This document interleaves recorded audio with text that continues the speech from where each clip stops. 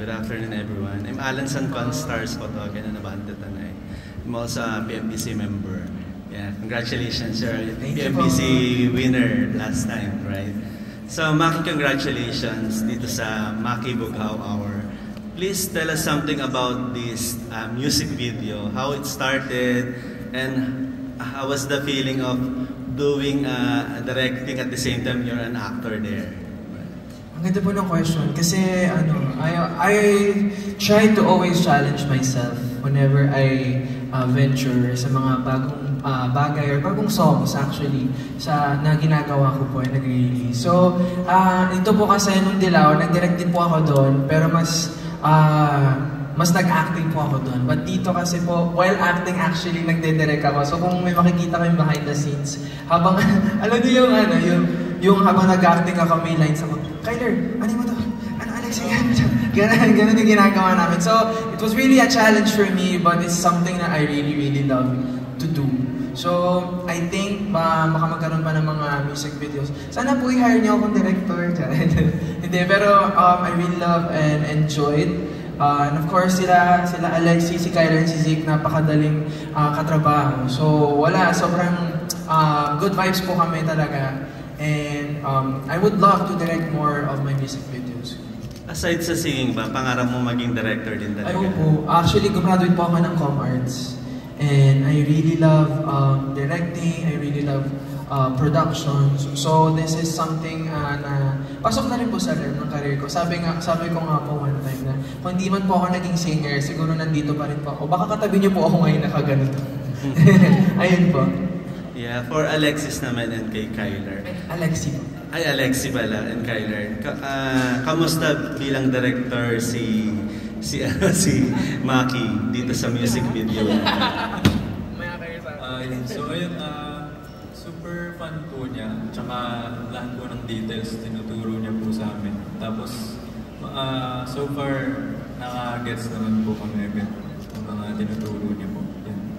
Alexi. And sobrang parang nakakadala din sa vibe. Pag may scene ka, ganun, tapos narinig mo sa side si Kuya Maki, oh, more, tawa kayo, ha, ha, ha, ganun din siya. So, mas nakakaano din sa scenes. And it's very nakaka-wow panoorin si Kuya Maki mag-direct din. Kasi syempre siya na nga yung singer, tapos nagde-direct din siya. So, it was amazing. Galing niyo po. Last na lang for Maki. Maki, we know that ikaw yung sa mga singer ngayon na talagang very successful, di ba? With your song, with your genre. Pero if you have a choice, what is the song of your life and career right now? Ano po? What is the song of your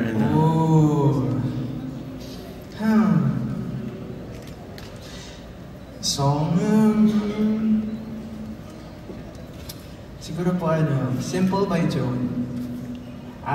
It's a song about reminiscing when life was simple. So ako po kasi as much as it's overwhelming yung mga nangyayari po ngayon, I really love to try to have my own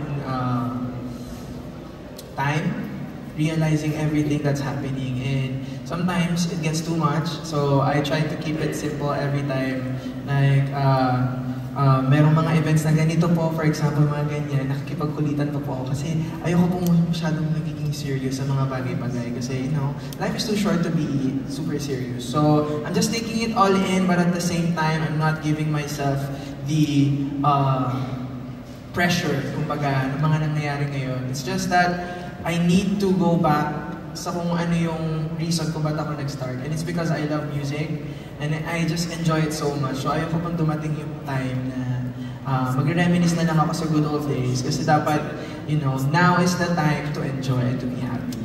Ayun po. Thank you. Last na lang, Maki. Kasi you're a director. For sure, magaling ka ring actor. Nakita naman namin dito. Are you planning to try acting also, if given a chance? And then kung itatry mo nga, sino yung gustong makaparehang mga kapamilya actor or actress that you want to work with soon?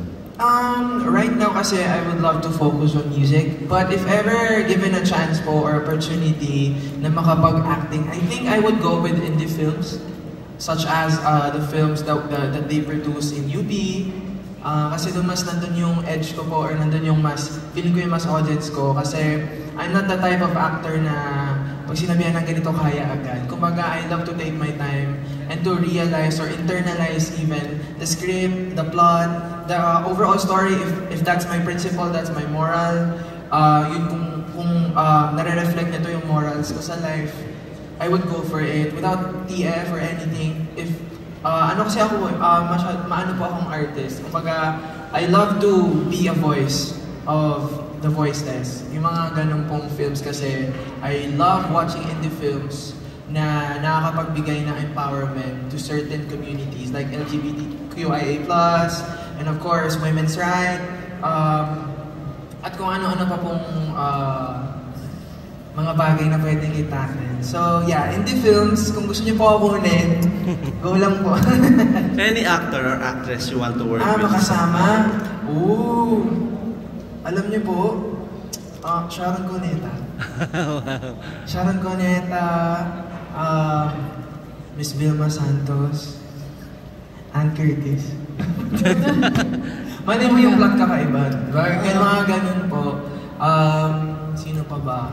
Yung mga veteran po, kasi po I love learning new things. And siguro po kung mag-acting ako for the first time, ang debut ko talaga, I would love to learn sa mga tao pong nakakaalam kung ano yung industriya nito.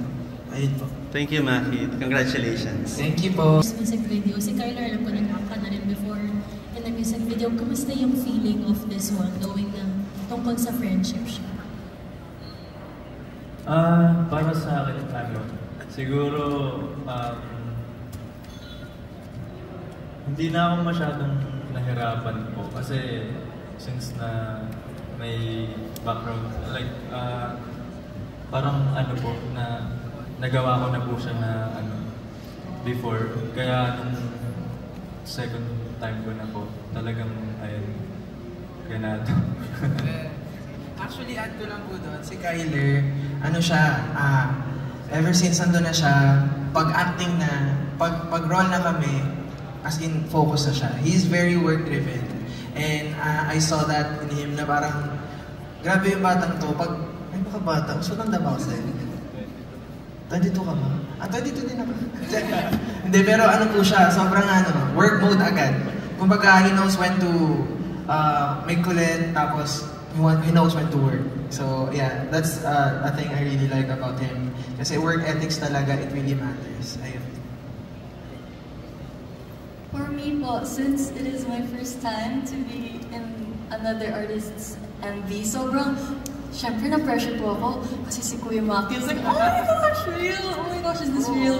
Pero being with them, being with the cast and working with Kuya Maki and his team, sobrang ang gaan niya po sa akin and ang grabe po nila mag-guide and ang good vibes, kaya parang parang nawala yung pressure naman. And then, syempre parang nung pinitch pa nila, when they explained to us yung story niya, yung message niya, and it was about friendship, mas lalong dumalik yung parang yung process and yung job niya. Kasi I feel very connected to friendship and one of my big support systems siya. So, I love that song. Thank you, Kuya Maki! Ano po, naglaro po kami sa mga, sa mga tuloy. Dun sa sa Dalampasigan ba yun? Sa beach po, yun. Doon po, nagharot-harutan po kami din. Nagkusik-kusik na siya. Para po kaming nagbakasyon. Para po kaming nag-outing lang. Which reflects talaga, di ba? Same din, yung water, syempre. But there was another one, nung scene na parang nasa tricycle kami, gano'n. So nag-walk kami sa road. Tapos may mga may mga butterflies. Tapos nagla-land talaga sila sa amin, sa whole team. Tapos parang, wow, ang brave ng mga butterflies. Di sila takot sa taon. Mas nakaka-good vibes, like, whoa, okay. And then, namumula, it's about love. Why did you choose to focus on friendship sa mukha? Okay. So, as you can see, the concept of the music video is about friendship, but also it talks a lot about being there for another person, and that's a love that everyone needs, and And I think yung Dilaw, it talked about self-love, which is yung kay Maloy sa last part na she'll learn how to love herself. And sa Namumula naman, it talks about a super passionate love na sobra-sobra to the point na masasagasaan ka, na mapipilayan ka, masusugatan ka. And this one, it talks a lot about a different kind of love where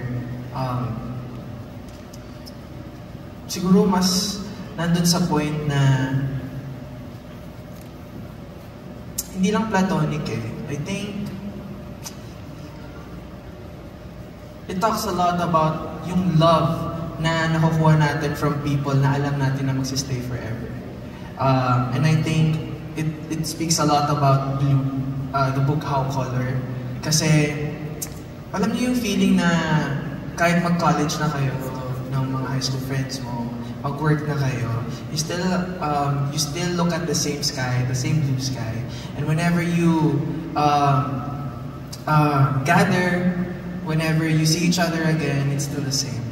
So, para sa akin, ganun po yung parang feeling na gusto ko pong i-incorporate or gusto namin i-incorporate and yung message po ng mismong song and ng mismong music video. And there's a lot to unpack actually sa music video na yan that I really don't like to tell in detail kasi I want people to interpret kung ano yung nakikita nila from that music video na sana good thing. Kumbaga, matouch yung heart nila in a different way as Dilaw